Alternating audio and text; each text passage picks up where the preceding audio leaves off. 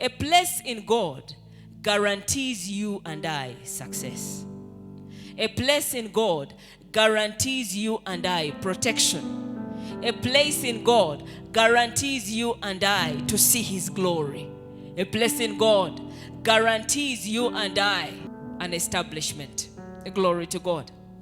When we go to the book of Exodus, chapter 33, we see that by the time God talks to Moses about the rock, he has been in a certain place. The Bible says in verse 21, the Lord continued, look, stand near me on this rock. In other words, he identified a rock. Him, he is the rock. Our God is the rock. But on top of, the rock, a rock can be big, right? But you have to stand in a certain place in that rock. Amen? There's a place that you must stand in that rock. You cannot be too big that your legs are everywhere. Is that possible?